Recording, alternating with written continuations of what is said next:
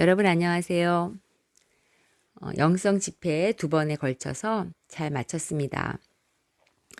집회를 위해서 기도해 주신 분들께 감사를 드리고요. 또 하나님께서 친히 계획하시고 인도하시고 또 성령님의 역사를 보여주신 그런 모든 시간이 저에게도 개인적으로 굉장히 은혜가 되고 아주 하나님께 감사드리는 그런 시간이었습니다.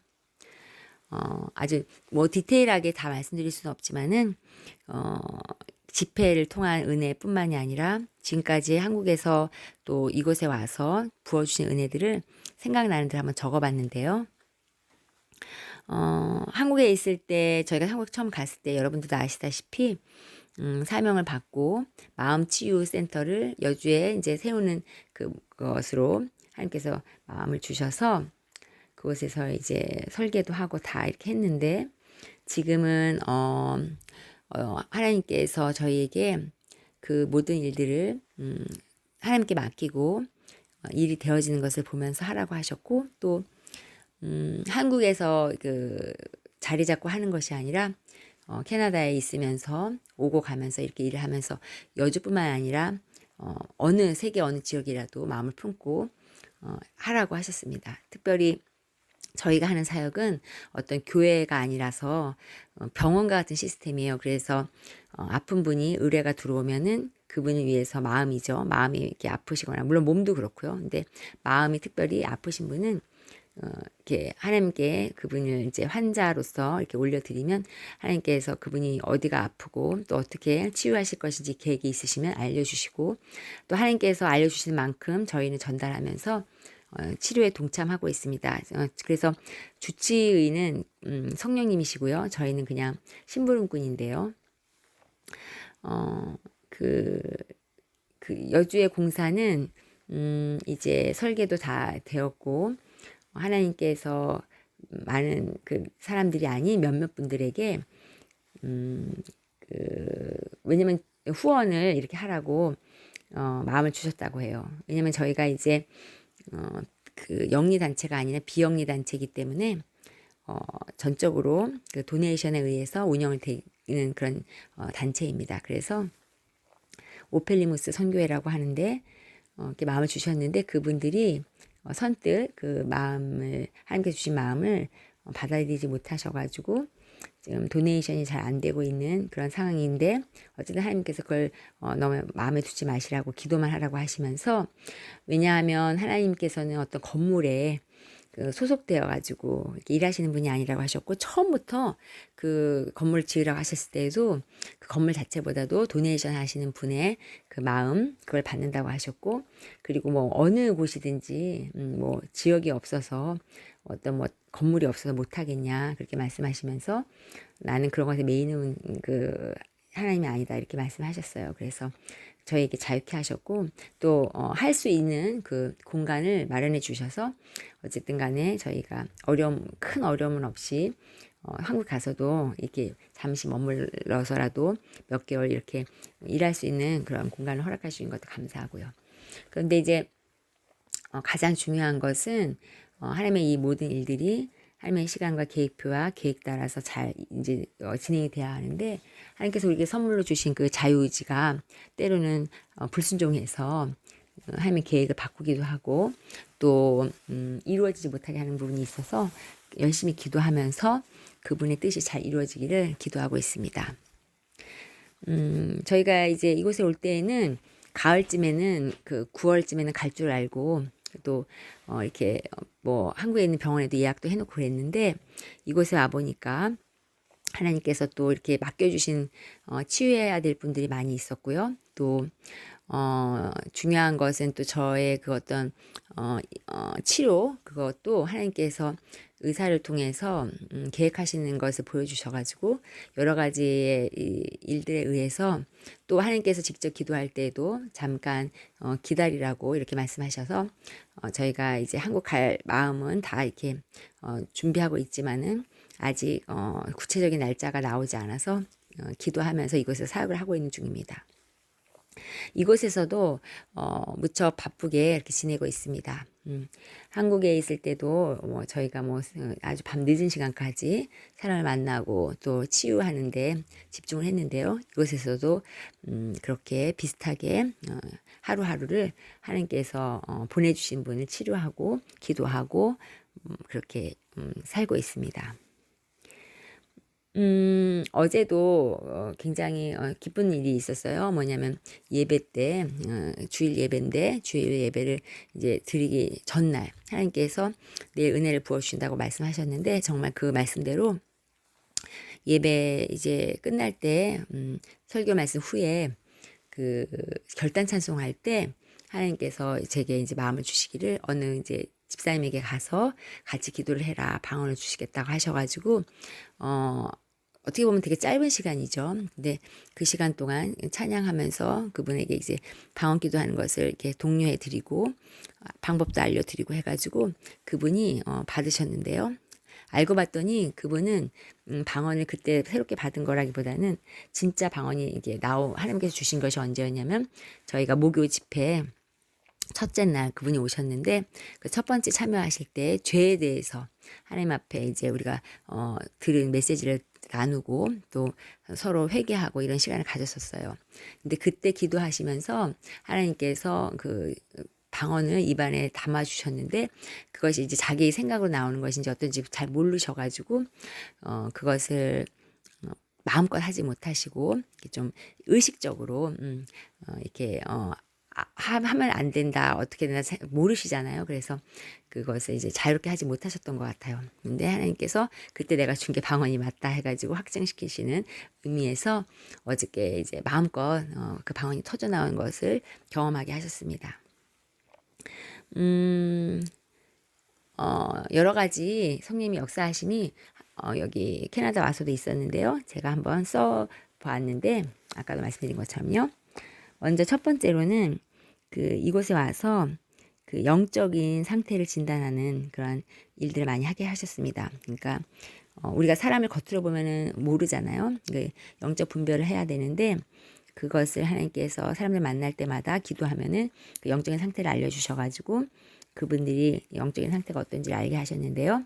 예를 들어서 어떤 분은 굉장히 이제 믿음 생활도 열심히 하시고 노력을 많이 하시는 분인데 귀한 분이신데 그런데 본인이 아직은 주님 앞에 온전히 그 서렌더를 하지 못하셔가지고 그 성령 충만한 상태는 아니셨어요. 그래서 하나님께서는 그분이 성령 충만하셔가지고 주인이 온전히 예수님 그리스도가 되셔서 어떠한 상황에서든 어느 곳에서는 무엇을 하시든지 간에 예수님이 주인이 되셔가지고 힘겹게 노력으로 자기 노력으로 하는 게 아니라 믿음 생활을 성령님께서 이끄시는 대로 하는 것을 바라셨던 것 같아요. 그래서 집회 오셨었는데 그분도 오셨을 때 하나님께서 그것을 분명히 이제 영적으로 진단하게 하시고 보여주신 것을 그분에게 전달해서 그분이 본인 그 영적인 상태를 한번 돌아보면서 또 생각하고 기도하는 그런 귀한 시간을 갖게 하셨습니다.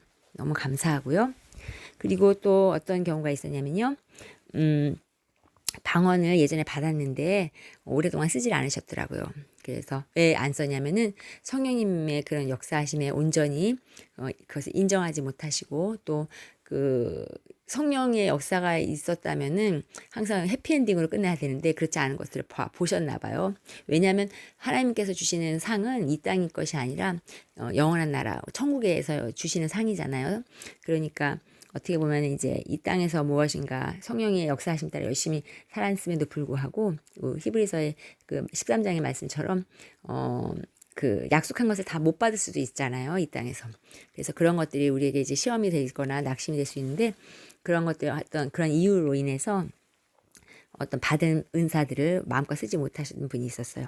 이제 그분은 이렇게 기도 중에 또 하나님 주신 메시지를 받으시고 말씀을 통해서 마음이 기경되셔서 예전에 받은 방언 은사를 이제 다시 사용하게 되었고 열심히 사용하게 되셨습니다.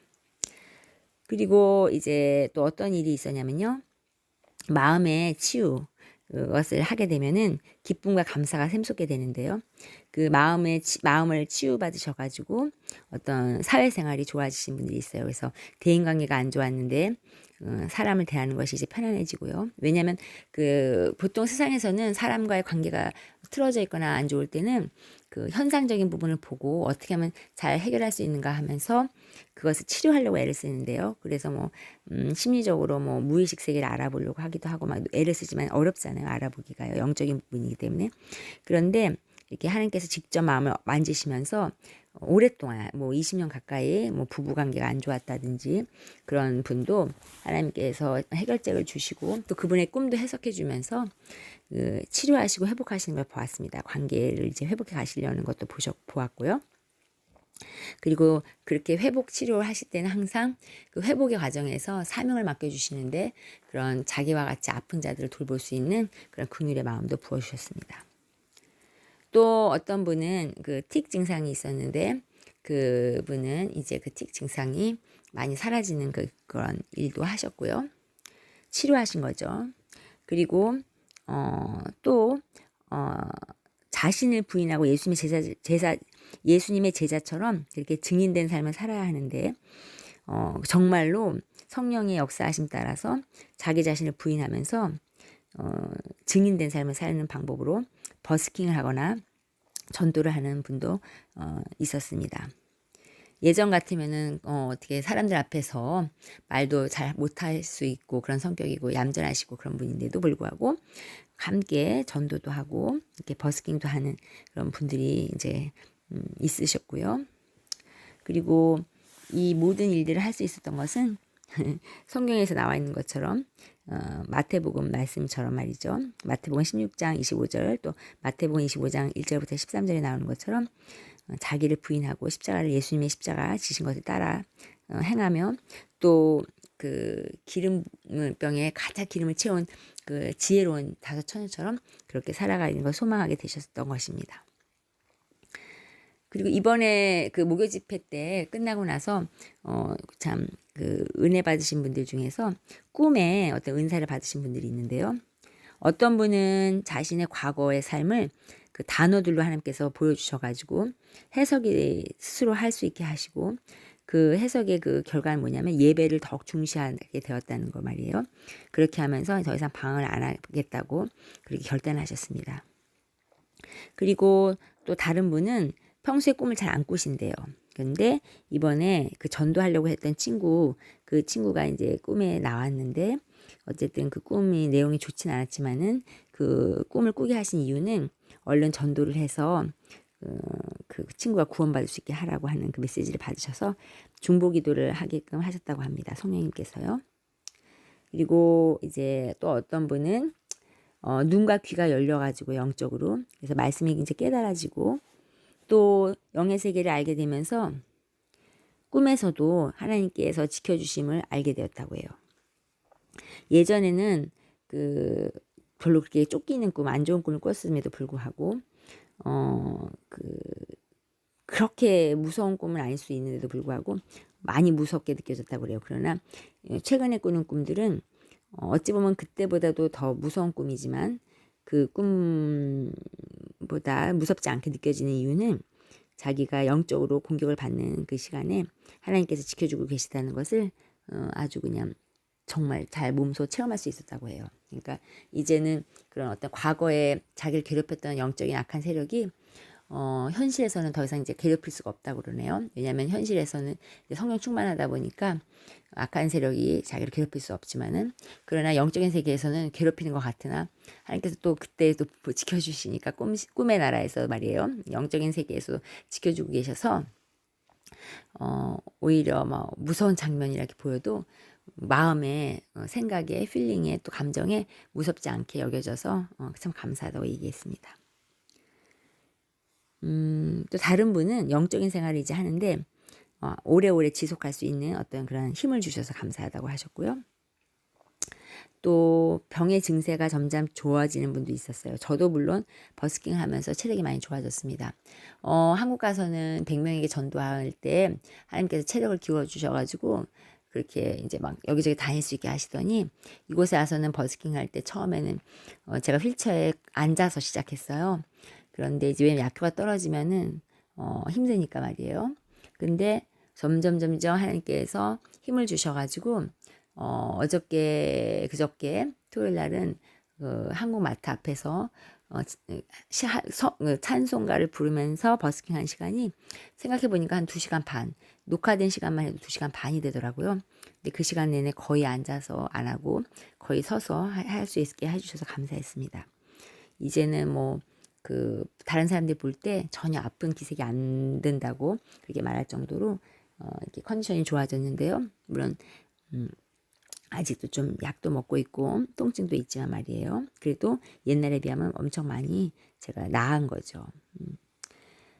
그래서 너무 감사하고요. 또 이곳에 와서 구독자님을 한번 만나서 함께 이제 예배도 드리고 했는데 그분은 이제 지금 아프시긴 하지만은 또 나아질 것이라고 믿습니다.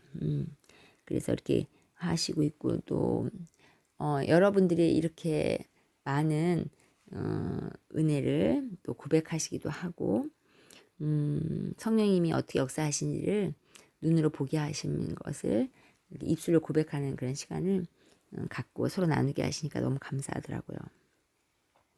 제가 이런 것들을 보면서 참 하나님께서는 우리를 많이 많이 사랑하실 뿐만이 아니라 그분이 성령님을 보내셔가지고 성령의 역사하심을 또 느끼게 하시고 경험케 하셔서 균형 있고 온전한 신앙생활을 하게 하시는구나라는 생각을 느끼고 경험했습니다. 뭐 모든 역사하심, 성령의 역사하심을 다 일일이 누가 뭐 어떻게 했고 이렇게 할 수는 없지만은 우리 주님이 아시니까 그냥 제가 큰 제목들로만 여러분들에게 은혜를 나눠보았습니다. 기도하고 마칠게요. 하나님 아버지 감사합니다. 하나님께서 이곳 캐나다에 와서도 동일한 하나님 성령의 은사와 은혜를 많이 허락해 주셔서 참으로 성령 충만하고 은혜 충만한 시간을 가졌었습니다. 간절히 바라기는 영상을 보시고 녹음을 듣는 분들도 동일한 은혜를 받기를 소망하면서 제가 찍고 올렸는데요. 하나님 아버지 이제 어느 곳에 있든지 주님이 이끄시는 대로 순종하면서 함께 영광 누리는 삶을 살기를 원합니다. 하나님 도와주시고 함께 해주세요. 그리고 이것을 들으시는 분들에게도 하나님께서 어떻게 지키시고 어떻게 은혜 주시는지를 늘 경험하면서 살아가실 수 있도록 도와주시기 기도합니다. 감사하며 예수님 이름으로 기도합니다. 아멘.